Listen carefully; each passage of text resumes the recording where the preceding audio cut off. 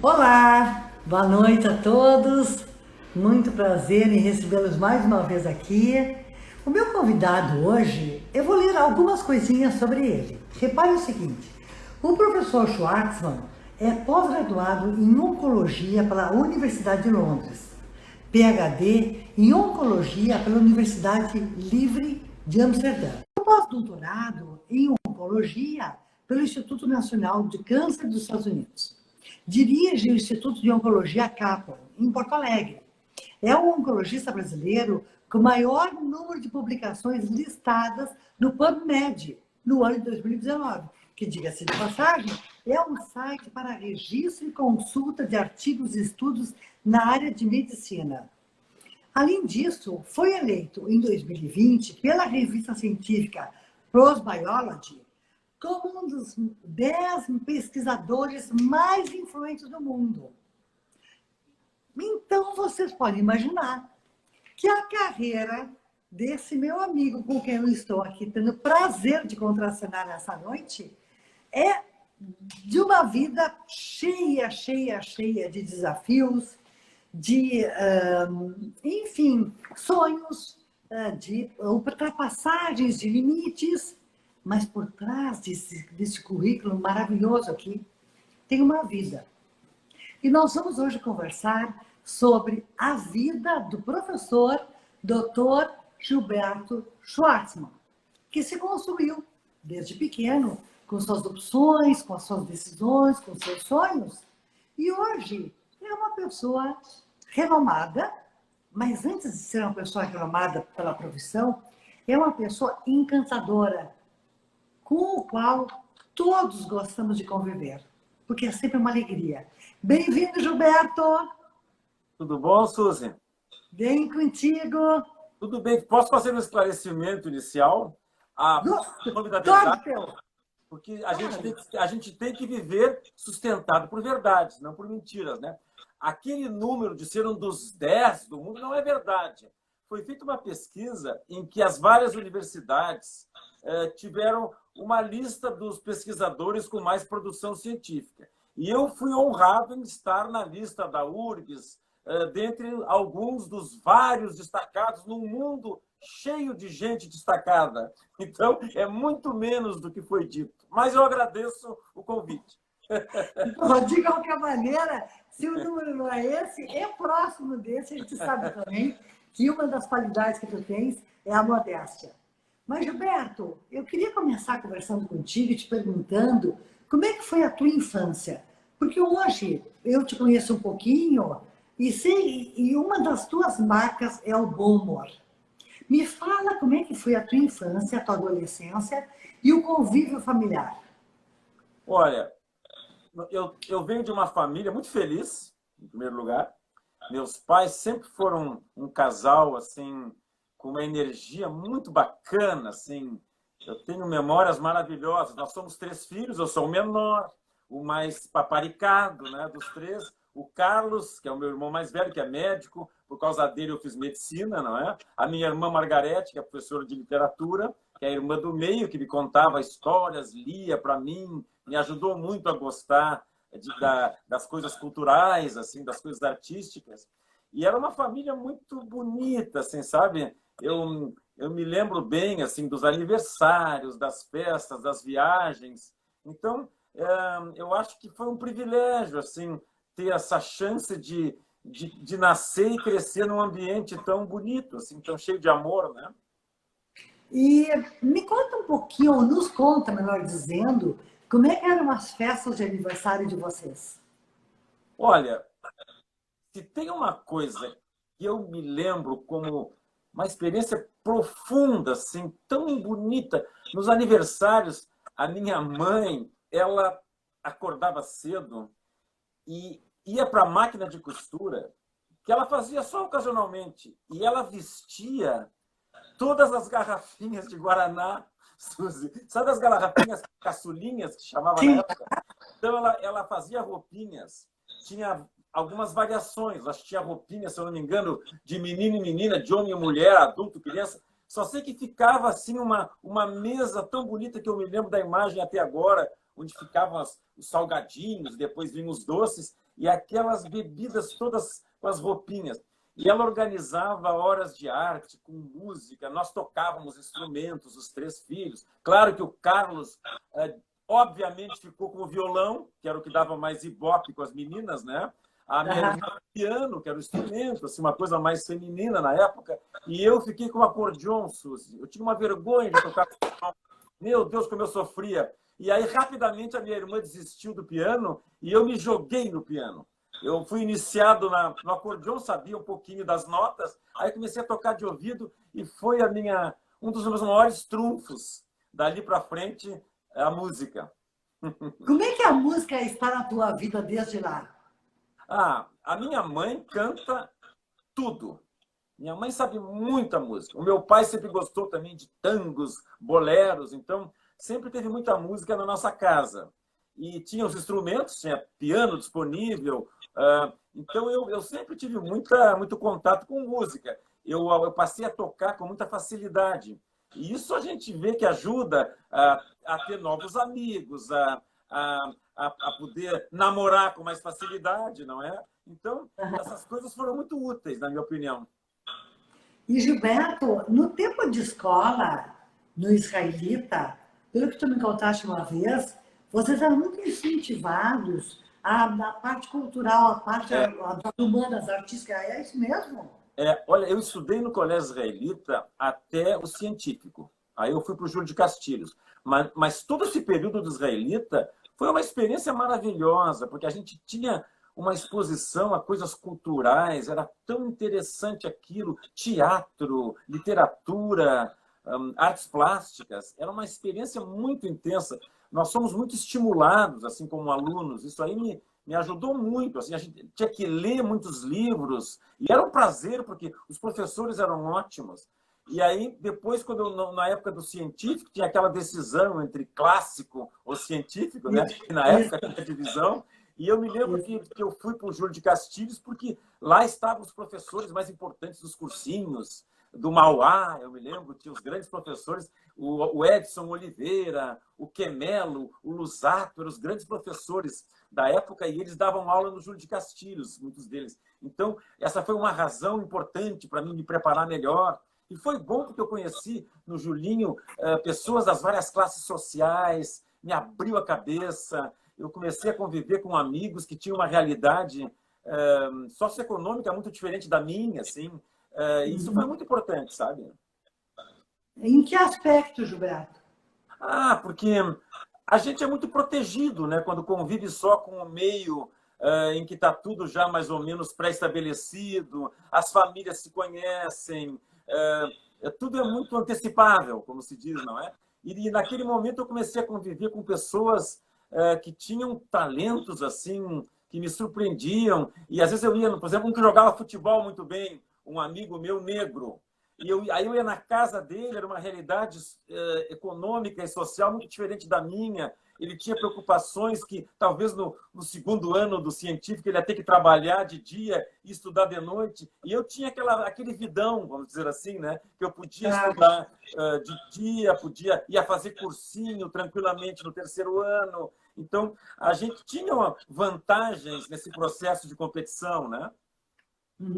Gilberto, e o que esse processo todo, esse aprendizado, assim, de que forma ele consolidou na tua vida? Sabe que eu acho que eu fui exposto precocemente, vamos dizer assim, ao mundo como ele é. Eu acho. Esse seria o resumo. Que não é só os limites do meu grupo social, da minha casa, dos amigos, do clube, que tem um mundo muito mais duro aí fora, assim, que tem uma grande massa da população que vive em condições muito piores do que as nossas. Isso é uma experiência humana muito séria. A gente não tem como negar isso, sabe? Quando a gente é posto, digamos assim, frente a essas realidades, né? Eu sempre tive muito claro para mim que eu talvez nunca fosse me sentir feliz enquanto o resto não melhorasse, assim, uma sensação de uma certa culpa, vamos dizer assim. Por que as coisas são tão fáceis para mim e para a maioria das pessoas não é bem assim? Então, isso sempre me motivou a pensar um pouco mais aberto assim, sobre as coisas, mais abertamente. Não sei se eu consegui, mas pelo menos tentei. Não, mas essa motivação, ela se materializa de que forma hoje em dia na tua vida? Eu acho que se materializa pelo simples fato de eu me conscientizar que a gente tem que fazer mais do que olhar para o próprio umbigo, não é? Por exemplo, um médico. Um médico, se ele abrir os olhos no seu dia a dia, ele vai conhecer uma realidade terrível no nosso país, não é? Se a gente for olhar, a maioria da população tem dificuldade de conseguir atendimento médico, remédios, consulta, não é? É diferente de uma pessoa que tem mais privilégios, que pode, não gostei do médico A, vou no B, vou no C. A realidade da maioria dos brasileiros não é essa. Então, a profissão, a vida em si, as circunstâncias fazem a gente ter oportunidades que são de ouro, de enxergar o que é importante na vida, não é? Senão fica muito superficial a nossa passagem, não é, pelo mundo, né? Eu acho que eu tenho essa consciência. Graças a Deus, me sinto muito bem em ter essa possibilidade de enxergar certas coisas, não é? Legal. Isso vem de família, Gilberto? Eu acho que sim, sabe? O meu pai, a gente tem dentro da gente o pai e a mãe, assim. Não adianta dizer que não, né? A gente tem. Eu vejo meu pai e a minha mãe dentro de mim, assim, com uma clareza assustadora. Eu vejo assim, às vezes eu me vejo reagindo como se fossem eles, assim. O meu pai era uma pessoa de uma generosidade pública. Os amigos todos, o Bonfim todo conhecia o meu pai. Quando alguém precisava de dinheiro, batiam na porta da minha casa sempre. Quando precisavam de avalista, o meu pai era muito generoso. O enterro dele estava lotado, era uma coisa impressionante. Amigos que ele não via há anos e me contavam histórias de coisas, generosidades assim dele. Então, eu tenho essa coisa do meu pai, esse aspecto de ajudar os outros, muito claro, assim. Às vezes, assim, eu chego a me assustar quando tem uma coisa que eu tenho que dar uma opinião, me vem aquela coisa, o que o meu pai diria se eu dissesse tal coisa, né? Isso é moralmente, eu acho, sabe? Com certeza. A gente deu um salto aqui na tua vida e eu queria voltar um pouquinho, porque o que fez com que tu optasse por medicina, sendo uma pessoa tão sensível às artes culturais e humanas? Eu acho que o meu irmão foi uma grande influência, porque ele chegava em casa e me contava aquelas coisas maravilhosas dos estágios que ele fazia, as pessoas que melhoravam com os tratamentos. Eu achava aquilo fascinante, sabe? Eu gostava disso, mas eu podia ter feito várias outras coisas. Eu até acho que eu posso fazer outra coisa hoje, sabe? Eu não me considero pronto. Por exemplo, eu poderia ser qualquer outra coisa dessas assim que andaram pela minha cabeça. Eu gostaria talvez de ter sido escritor, de ter sido músico, coisas de teatro, mas médico, obviamente, sim, entende? Gostaria de ser político, gostaria, mas um político sério, assim, gostaria de ter capacidade de tomar uma decisão para mudar o destino dos outros, assim. Eu não acho assim que tem essa coisa de, eu só vou ser bom nesse assunto específico. Eu não tinha essa clareza, assim. Não tinha, não. Eu hoje te vejo um ser humano composto, com vários prazeres, né? É muito importante, Suzy. Suzy, é horrível a pessoa organizar a sua vida baseado num prazer só. É muito arriscado. Eu me preparei, sinceramente. Vou fazer 66 agora. Eu sei que o Mário fez aniversário há pouco. Eu vou fazer 66 agora em agosto. Eu tenho claro para mim que eu há muito tempo venho me preparando para me divertir sempre, assim, em cada etapa. Eu me aposentei da faculdade há pouco, foi uma coisa tão preparada. E eu faço várias coisas médicas, faço outras coisas fora da medicina, porque a gente não pode depender de um prazer só, senão a gente fica muito rabugento se não consegue mais do que aquilo, né? Gilberto, desconta um pouquinho da tua formação. Tu foste para o exterior? E aí? Eu primeiro fiz a faculdade de medicina aqui da URGS, que era bárbara. Olha, era bárbara a minha faculdade de medicina. Todas as vezes que eu fui exposto a coisas assim de competição fora do Brasil, eu nunca me senti menos assim que os outros. É tão interessante isso. E aí eu fiz a residência médica no Clínicas, E foi bárbaro. Olha, eu tenho vários colegas meus, clínicas, que tiraram notas maravilhosas e hoje são pessoas importantíssimas no exterior, sabe? Então, a nossa formação aqui é muito boa no Rio Grande do Sul. Depois eu fui para a Inglaterra, depois para a Holanda, andei pelos Estados Unidos. Nós ficamos praticamente 10 anos fora do Brasil. A Laura não nasceu na Inglaterra por pouco e o Guilherme nasceu na Holanda, porque nós estávamos lá. É porque a Laura veio nascer em Porto Alegre porque era férias. Então, foi um período muito bonito da minha vida também. Aí vocês foram já para a Inglaterra, no primeiro momento, já juntos. Eu e a Leonor namorávamos. E aí eu ganhei uma bolsa do British Council. E eu me lembro direitinho que eu contei para ela sentado num banco na Praça Maurício Cardoso, perto da casa dela. E aí a gente decidiu que ela iria logo depois, que ela tinha que terminar o ano da residência dela, que ela estava começando do estágio de pediatria. Então eu fui antes, porque eu tinha um mês de prazo para estar lá em Londres. E a Leonor foi depois. Foi bárbaro. Ela foi muito corajosa. Ela foi muito corajosa. Olha, eu devo tanto a Leonor, porque ela foi de um ambiente completamente seguro e confortável, com tudo. Ela foi morar comigo num quartinho sem banheiro e sem cozinha num prédio da Universidade de Londres. Não é fácil, né? E sempre bem-humorada, sempre para frente, sempre me encantando, né? Como é bom isso, né? Tem que ter sorte também na vida, Suzy. Né? Não, possivelmente tu tenha encontrado e conhecido a que eu chamo de Loi, porque vocês são muito semelhantes na personalidade, né? No jeito de olhar a vida. Sabe que eu vou te dizer como é que eu me encantei nela, tá? É interessante isso. Claro que eu achei ela bonita, achei ela muito, muito suave, muito educada, assim, uma coisa bonita, assim, uma pessoa que parecia ser alguém que merecia ser conquistada, né? E ela, olha, eu me lembro que algumas semanas depois, era meu aniversário, e sabe o que ela me deu de presente, Suzy? Não. Um dicionário Tupi-Guarani português. Meu Deus, uma mulher... Nunca ninguém me deu um dicionário Tupi-Guarani português. Ela tinha, assim, umas coisas de cultura que me fascinavam, assim, sabe? Eu sempre gostei muito de ler. E, meu Deus, eu achei tão surpreendente aquilo. Ela tinha esses lances, assim, de me surpreender com o conhecimento, com o nível de erudição. Eu achava aquilo tão bacana, sabe? E muito bonita, muito, muito bacana. Então, tinha tudo, né, que eu queria. Eu errei, né? Eu acertei na mosca.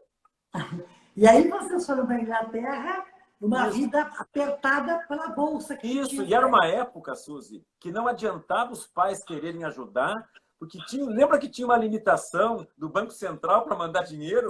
Só podia receber dinheiro além da bolsa se alguém viesse, se tivesse um portador. Então tinha às vezes um amigo do meu pai ou filho de alguém que passava por Londres, me entregava um pacotinho com os dólares que meu pai me mandava, entendeu? O pai da Loi às vezes mandava. Então a gente estava numa época ali que o dinheiro era muito contado. Eu me lembro que tinha um restaurante grego na nossa rua que eu sonhava em levar a Leonor lá. E aí um dia eu não me aguentei, eu entrei e disse pro homem do restaurante: escuta, meu amigo, eu moro aqui na frente, no prédio da faculdade, aqui eu estou meio apertado, tenho uma bolsa de dinheiro do Brasil. Se a gente comesse a entrada e a sobremesa, daria? Mas assim, discretamente. O homem, claro, então passamos a frequentar aquele restaurante, foi um charme na frente do prédio, mas claro que com um preço subsidiado, né? Não comendo o prato principal. Então a gente se divertiu tanto, foi tão bonito. Mas era tudo muito controladinho, né? Sim, mas o controle não fazia com que a vida perdesse a graça, né? Não, era lindo, meu Deus. Nós fizemos tanta coisa bonita, fomos visitar Stratford, a terra do Shakespeare. A gente ia a teatro. Essa história do teatro é boa, Suzy, é bem rápida, tá? Eu ia fazer um ambulatório de câncer de pele num hospital em Soho, no Centro Cultural de Londres. E tinha um quadro negro na entrada com umas coisas escritas e uns pauzinhos, assim, e uns com giz. Aí um dia eu tomei coragem e perguntei para o porteiro: o que é isso? Ele disse: mas tu não sabe? É que eu tenho um bico, que eu tenho ingressos para as peças de teatro aqui de Soho, e eu distribuo. É só pegar e cortar um pauzinho, aí tem um a menos. E eu passei aí com a Leonor. Nós íamos ao teatro, acho que 2 vezes por semana. Como foi Nossa, bom aquilo. Porque a gente tinha os ingressos de graça, era tão bom. Foi lindo. Foi lindo em todos esses países, sabe? Cada lugar tem as suas nuances. Assim. A Holanda foi muito interessante, porque é por um quê? país que socialmente é muito justo. A Holanda também. Então, é interessante. É bom viajar, Gilberto, conhecer. e quando vocês foram naquela época, alguns anos atrás, ir para o exterior sem estar casado é uma coisa, era meio desafiador, né? Era uma coisa meio fora do Sabe que normal, né? o pai da Leonor, que era um gentleman, ele me mandava umas cartas belíssimas. Ele gostava muito de história, escrevia sobre a Guerra do Paraguai. Ele nos mandava cartas belíssimas. E no final, ele mandava beijos e saudades. PS, quando é que vão casar? Como é que é os papéis? Aí, para acalmar o meu sogro querido, que hoje está no céu, nós casamos em Camden Town. Foi tão lindo, era um dia que estava nevando. Muito bonito. Se tu quiser, eu conto uma história sobre esse dia. Conta a história. Sabe que nós íamos casar às 3 da tarde, tá? Era um dia de semana. E eu estava com medo que a gente não encontrasse um táxi e chegasse atrasado, porque era casamento assim no civil, ali tudo num horário marcado, né? E aí, eu, perto do hospital, tinha um lugar assim para baixo que alugava táxis, tá? Era um turco, assim, um homem gordo de bigode, nunca me esqueço. E aí, nunca vou me esquecer dele. E aí eu cheguei lá e disse, olha, eu vou me casar tal dia, assim, e quanto é que vai custar um táxi para nos levar até Camden Town e esperar os noivos até o final da cerimônia? E ele me disse assim, mas quanto dinheiro tu tem? Eu disse, olha, eu tenho tanto aqui. Mas só isso? Não, eu sou estudante de pós-graduação, sou um médico jovem, venho do Brasil. Aí, não, pode deixar que eu te mando o táxi. Quando chegou no dia, a Leonor linda, com uma roupa cor de salmão, coisa mais linda que mandaram de Porto Alegre para ela. Me lembro quando chegou a caixa do casamento. E aí, tinha um táxi parado na frente do prédio e eu tentei abrir a porta do táxi para ela não se sujar assim, com a neve, para mandar ela descer correndo, né? E aí a porta não abria. E eu batia no vidro e o táxi não abria. De repente, uma senhora fez um sinal, ele destrancou e ela entrou. Eu pensei, meu Deus, o que vai acontecer com o meu táxi? Será que ele esqueceu? Quando o táxi saiu, Suzy, do outro lado da rua tinha uma limusine. E o homem disse assim, Mr. Schwartzman, ele mandou uma limusine pelo mesmo preço, Suzy. Olha a generosidade do homem. Que Sem me maravilha! conhecer, sem nada, Suzy. Que Que bonito, né? maravilha! E gentileza, isso chama-se gentileza, delicadeza. Tão bonito na vida isso, né? Nunca mais me esqueci. Casaram em alto estilo. Em alto estilo, Que maravilha. Mas, Gilberto, como é que foi essa experiência de tu estudante lá fora, né? Eu fico imaginando uma pessoa, um gaúcho, chegando em Londres, se deparando com uma série de desafios. Conta alguma história para nós nesse sentido. A melhor que eu tenho disso, sobre desafios, é que, no começo, me colocaram num laboratório de pesquisa com células tumorais, que era uma coisa que eu nunca tinha feito no Brasil até então, pesquisa em laboratório. A gente fazia coisas com pacientes, né? A nossa formação aqui. E aí a minha supervisora daquele setor inicial, um dia disse assim para mim, olha, tu não tem muita experiência nisso, não sei se vai dar. E eu, como assim, não sei se vai dar? Eu me imaginei voltando para o Brasil, imagina, tinham feito uma festa de despedida para mim maravilhosa, o pessoal do clínica, imagina o cara voltando 3 meses depois. Eu fiquei tão desesperado, Suzy, que eu combinei com a Leonor que eu ia para o hospital, combinei com o porteiro do hospital, da segurança, me deixar a chave, eu fiquei no laboratório todo dia de sábado. E se eu não chegasse a termos com aquelas células, eu ia ficar de noite, eu combinei com a Leonor. Aí eu fiquei a noite inteira porque eu não conseguia fazer aquele negócio dar certo. Era de manhã, domingo, eu acho que era umas 8 da manhã, eu estava ainda ali. De repente, abre-se a porta do laboratório, domingo de manhã, e a minha chefe entra com os japoneses. Eu levei um susto, pensei assim, você acha que iam achar daquilo? E ela veio na minha direção. E aí, quando ela me viu ali, eu disse, Good morning, Professor Spittle. É o nome dela, Professor Spittle. E ela disse assim para os japoneses, vocês estão vendo por que esse laboratório é tão famoso no mundo inteiro? Os meus estudantes ficam até fim de semana trabalhando a noite inteira. Aí, olha, aquilo foi determinante, porque ela me chamou na semana seguinte e perguntou o que eu queria fazer no futuro, que ela ia me ajudar, que ela tinha adorado me ver no laboratório de madrugada. Então, às vezes, a circunstância pode ser determinante na vida da gente, né, Suzy? Com certeza, Bárbara. Essa, né? Gilberto, e agora me explica uma coisa. Toda pessoa que tem um savoir-faire gostoso, divertido, que não te espreme em situações complicadas. Como é que foi para ti a escolha de ser um médico oncologista, que trata com coisas tão duras e sérias? Foi pelo caminho da ciência, porque na época que eu estava na residência do Clínicas, era uma residência de medicina interna, de clínica médica, né? Para ser clínico, saber todas as especialidades clínicas. E era um momento que estava tendo as curas nas leucemias, nos linfomas. Era a primeira vez que se falava em cura. O câncer de testículo eram tumores que eram fatais até há pouco e passaram a ser curáveis com novos remédios. Eu fiquei doido com aquilo. Eu me lembro que, quando eu fiquei sabendo que tinha essas curas das leucemias, eu pedi um estágio na hematologia e comecei a me dedicar. Eu fui pelo lado da ciência, assim, que ali tinha inovação. Foi por isso.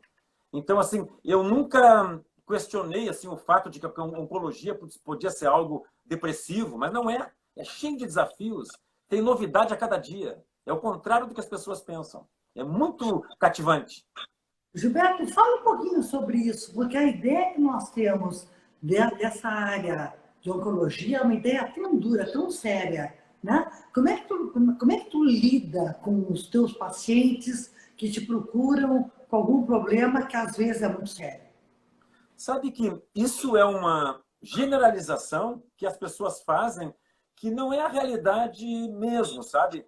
A oncologia tem enormes conquistas. Assim. A gente pode hoje ter resultados muito importantes em vários tipos de câncer. É que nem dizer assim, Zé José, José Carlos, José Antônio. Câncer é um termo muito genérico. Tem muitos tumores que a gente cura muito facilmente. E claro que a situação que mais impressiona as pessoas é o final, é a boca do funil, digamos, aqueles casos mais graves, né? Mas hoje, muitos desses tumores se transformaram em doenças crônicas, que têm, às vezes, uma expectativa de vida muito melhor do que outras doenças que a gente aceita na cardiologia, na pneumologia. Então, é uma especialidade fascinante. Olha, eu tenho a impressão que é das áreas médicas em que há mais publicações científicas. Se tu olhar quanto é produzido cientificamente no mundo em medicina, eu acho que uma bela fatia é câncer. Gilberto, então tu está nos contando que tu une a ciência ao humano chamado generosidade e a enorme vontade que tu tem de auxiliar outros seres humanos, é isso? Olha, eu acho que ajudar os outros, em primeiro lugar, é uma coisa que dá um prazer enorme, para começar, né? Alguém achou que tu fizesse o bem para ela e dizer eu sou grato a ti, isso é maravilhoso. Eu sou uma pessoa que, se eu pudesse, depois de morto, ser lembrado por coisas bonitas que eu ajudei, isso é maravilhoso para mim. É um consolo para quando eu deixar a Terra, né? Então, assim, eu acho muito bacana a gente se estruturar de uma maneira que tenha coisas de bondade, de generosidade envolvida, porque isso dá uma gratificação muito grande. E eu não sei, eu acho que a felicidade é mais ou menos isso. É a gente estar envolvido com um dia a dia interessante. Eu acho que esse dia a dia de fazer coisas bacanas para ti, para os outros, porque fazer uma coisa bacana para os outros é fazer uma coisa bacana para ti mesmo, né? Tudo que eu fiz que pudesse ser elogiável pelos outros me dava muita alegria, pessoal. Então, isso aí é uma coisa que não tem um limite assim, claro, né?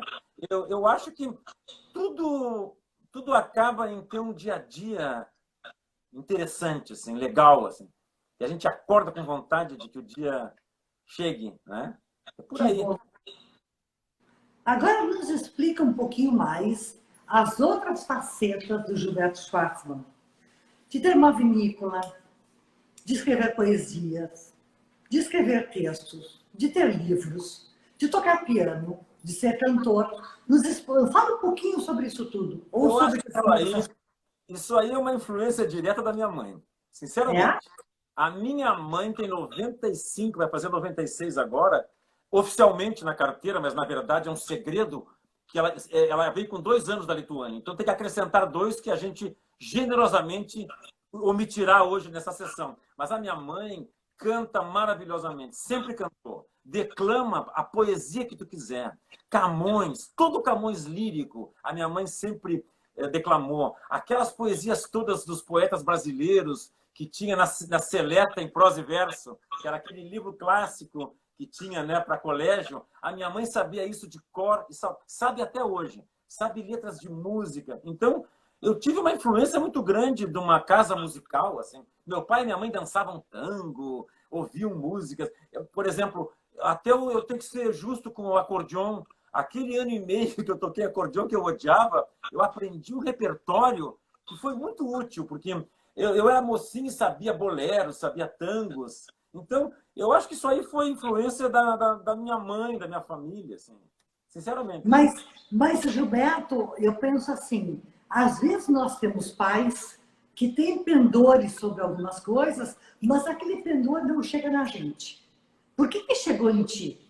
Eu acho que eu devia ter essa predisposição, eu gosto muito disso, e tinha um ambiente muito favorável. Eu sempre gostei de ler muito. A minha irmã lia muito para mim quando eu era pequenininho, assim, antes de dormir. A minha irmã é professora de literatura. Então, eu tive uma professora no israelita chamada Giselda. Ai, a dona Giselda era demais. Ela era professora de história. Quando teve a invasão da Tchecoslováquia pela União Soviética, ela entrou chorando na aula, Suzy. Pode imaginar? Eu comecei a entender, meu Deus, como é que uma pessoa pode chorar por uma coisa tão longe?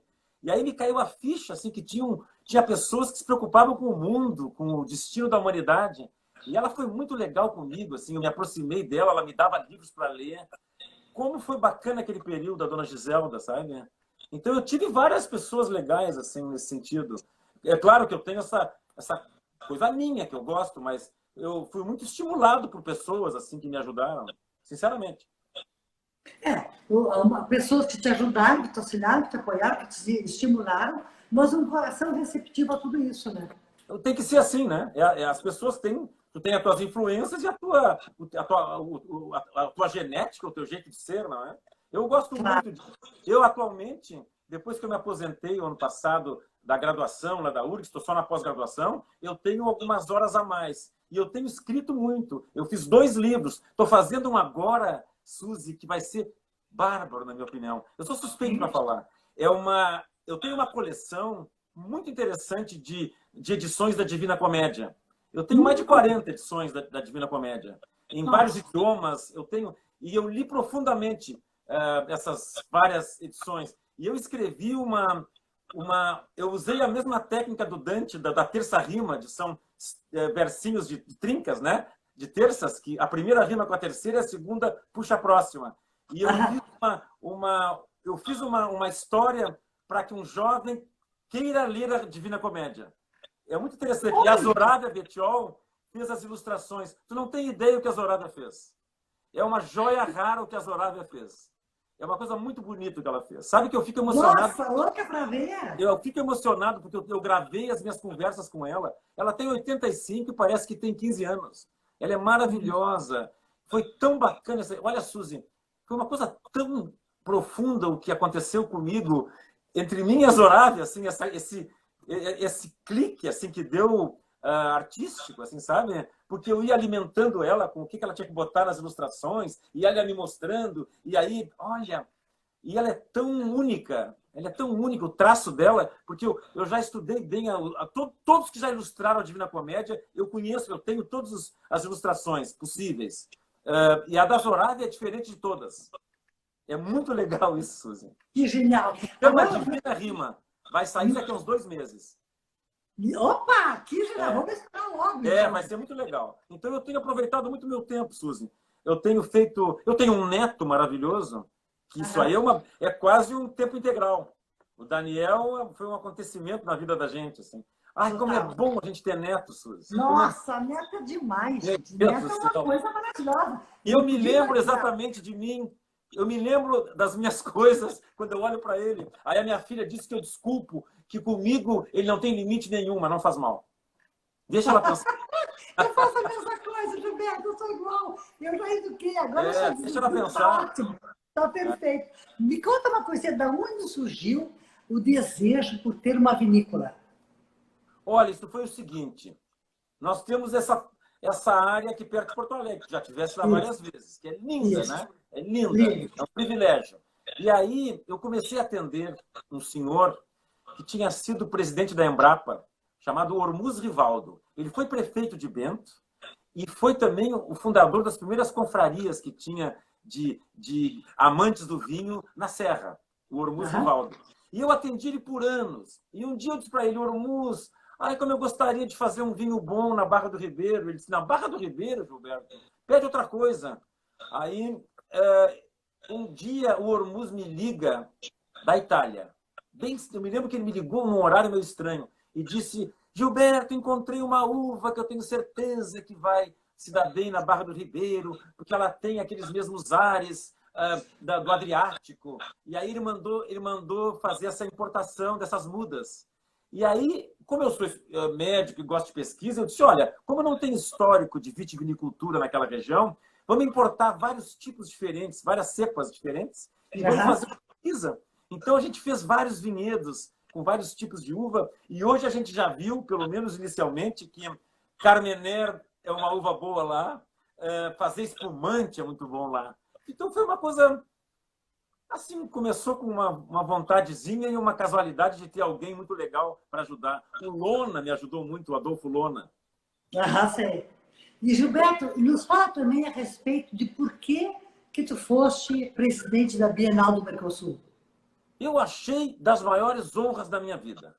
Porque eu acho uma coisa tão grandiosa as pessoas convidarem uma pessoa normal, assim, de outra área, para presidir um grande evento cultural. Eu acho que essas são as coisas... Olha, se eu colocasse numa hierarquia assim, de conquistas, eu acho lá em cima isso. Assim, me dá um prazer, não é trabalho nenhum. Foi uma experiência maravilhosa. E também porque eu pude me colocar inteiro, assim, sabe? Nós fizemos 2 bienais que eu presidi. Olha, bárbaras. A primeira sobre a importância da cultura negra no Brasil e no mundo das artes. Enfrentando todas as dificuldades e os preconceitos que são enraizados no nosso povo, né? Não é à toa que teve esses 3 séculos de escravidão, né? Isso está até hoje nos nossos ombros, aí, cobrando todos os dias, né? E depois uma sobre o feminino, que foi durante a pandemia, e a gente fez toda ela virtual. Foi a primeira Bienal Internacional virtual, com depoimentos, foi tão... Eu me senti tão gratificado. E agora eu estou com 3 desafios, Suzy. Eu estou dirigindo a Bar Society Brasil, que é um grupo que se dedica ao bar com instrumentos da época.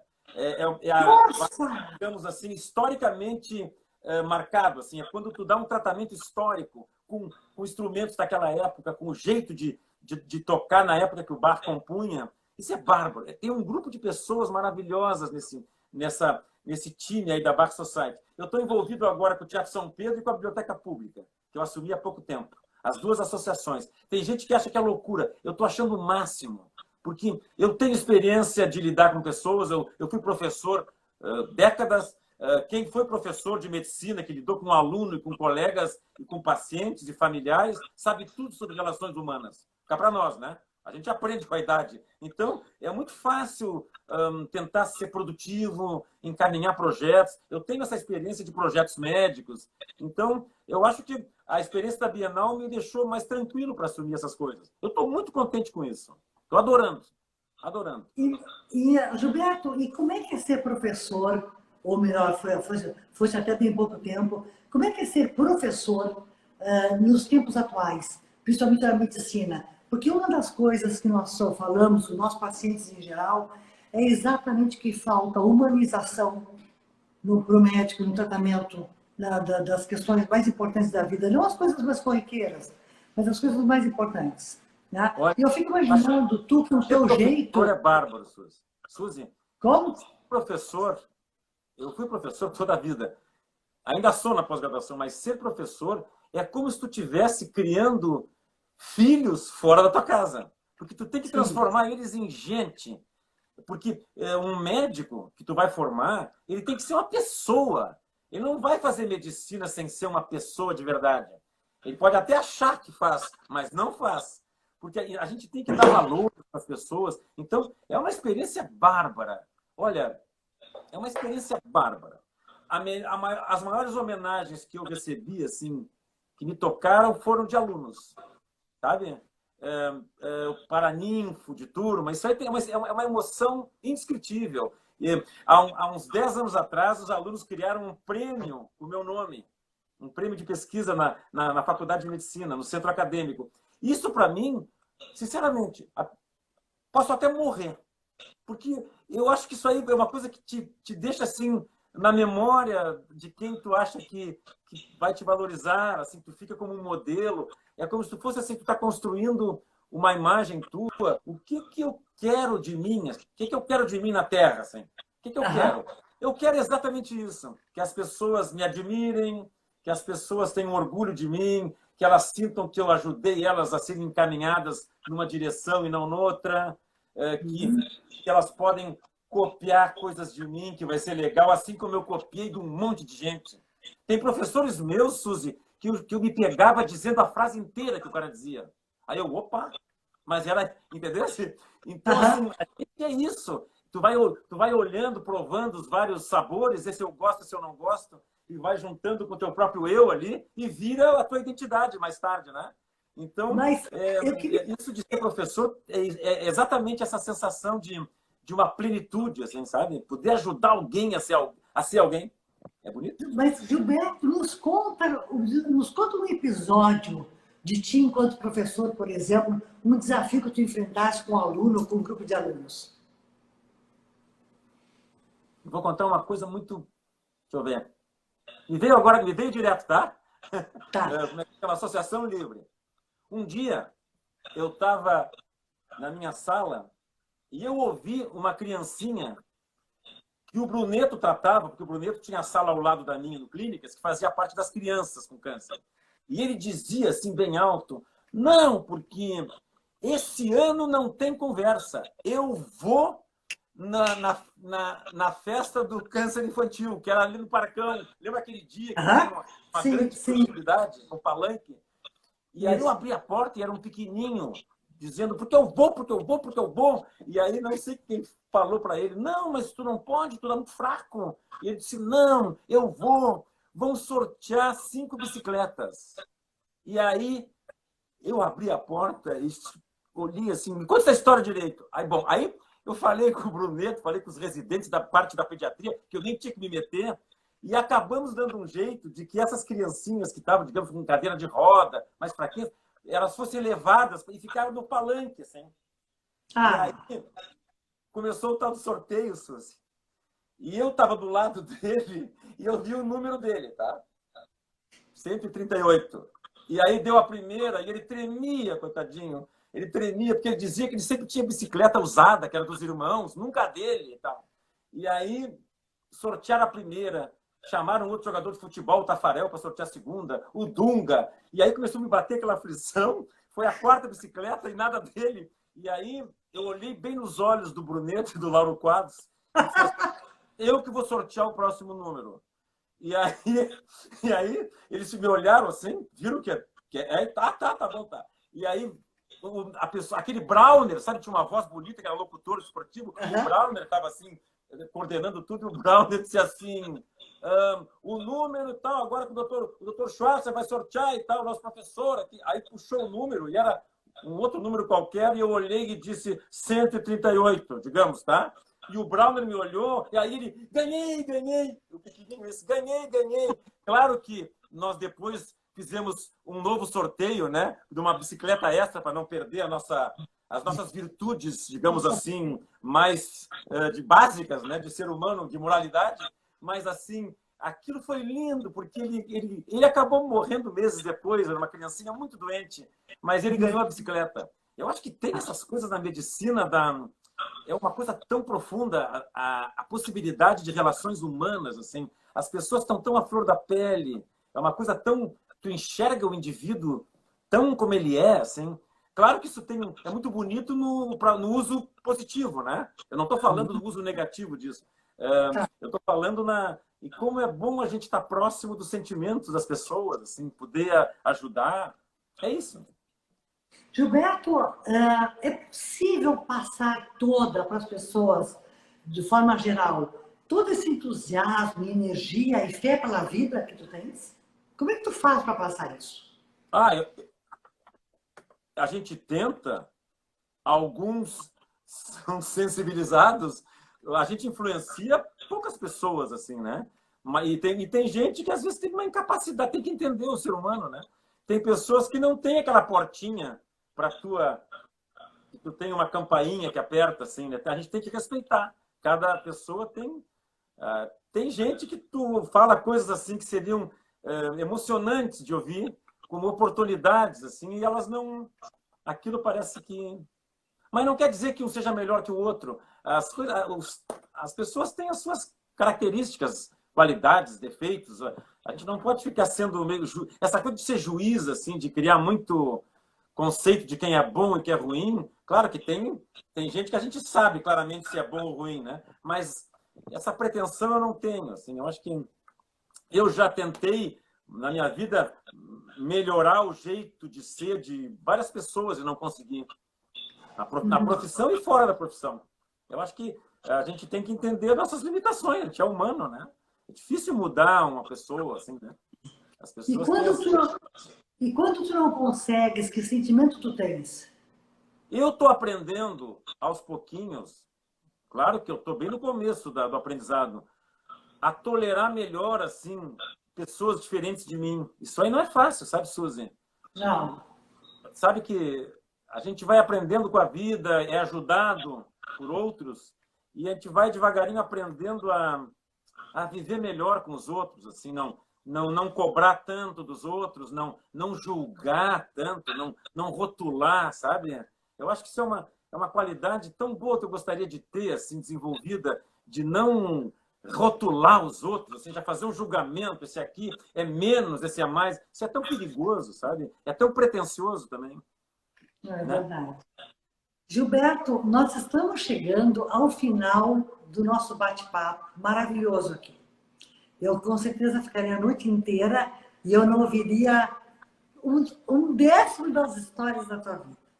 Eu gostaria de, nesses momentos finais, que tu dissesse alguma coisa para nós, que tu declamasse alguma coisa, que tu, enfim, nos deixasse a frase da tua vida, alguma coisa nesse sentido. E eu também gostaria de te perguntar o que tu pretendes fazer daqui por diante? Te aposentar?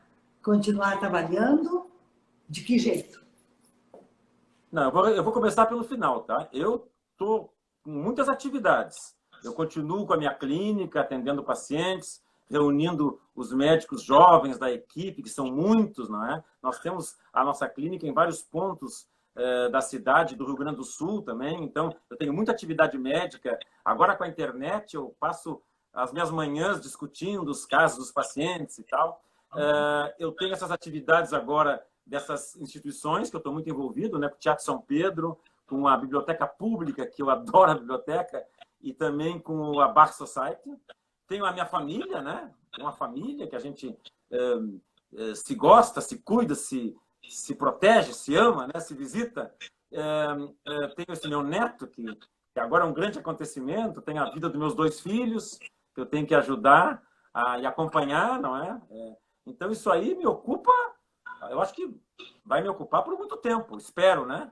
Agora, estou escrevendo, estou fazendo coisas que eu gosto, assim, estou escrevendo, estou fazendo uma coisa que eu nunca consegui fazer assim diariamente. Estou fazendo ginástica de manhã cedo, 6h30 da manhã, no meu edifício, tem uma piscina. Eu vou lá e fico meia hora ali. É tão bom, Suzy. Sabe que exercício físico é tão saudável e a gente pensa mais. Eu tenho cada ideia naquela piscina, Suzy. Olha, é impressionante isso. E o que eu queria dizer para finalizar, assim, eu acho que eu já disse antes, eu acho assim, não adianta ficar planejando para depois. Essa coisa de uma vida depois da morte, tá, pode ser muito interessante do ponto de vista religioso, mas na prática, eu acho que não é por aí, Suzy. Eu acho que a gente tem que viver a vida da gente, assim, não brigando por coisa pequena, se divertindo mais, curtindo o presente e fazendo coisas interessantes, assim. Eu acho que eu enlouqueceria se eu tivesse sem fazer coisas interessantes. Eu acho que felicidade, para mim, é isso aí, de fazer coisas interessantes. Mais ou menos assim. Não sei se eu respondi mais. Nossa, maravilhoso. Deixa eu te pedir uma coisinha rápida. Declama alguma coisa para nós. Ai, declamar uma coisa, uma poesia, deixa eu ver. Pode ser um só um comecinho de uma, para não fazer de exagerado. Uma do Fernando Pessoa. No meio-dia de fim de primavera, eu tive um sonho como uma fotografia. E vi Jesus Cristo descer outra vez à terra. Ele era outra vez menino. Tinha fugido do céu no primeiro raio de sol que apanhou. Hoje ele é um menino que vive comigo. E assim vai. Isso é do Fernando Pessoa. É do Fernando Pessoa. A minha mãe dá de 100 a 0. Em mim e em qualquer um que ela que tente disputar com ela esse lugar na poesia. Nós vamos fazer um dia uma live junto com a Dona Maria. O amor, que é o não sei o quê, que vem não sei de onde e dói não sei porquê. Que é coisa mais linda do que isso que o Camões disse. Ou então, do Fernando Pessoa, ó mar salgado, quanto desse teu mar são as lágrimas de Portugal. Olha que coisa linda. Ó mar salgado, quanto desse teu mar, desse teu sal são as lágrimas de Portugal. Bonito, né, Suzy? Tem tanta coisa bonita na poesia. Nós faremos mais lives e vamos chamar a Dona Maria para fazer uma live junto contigo. Eu acho que tu vai adorar. Nós três, tá bom? Fica combinado já. Gilberto, tá bom, então, querido, Suzy.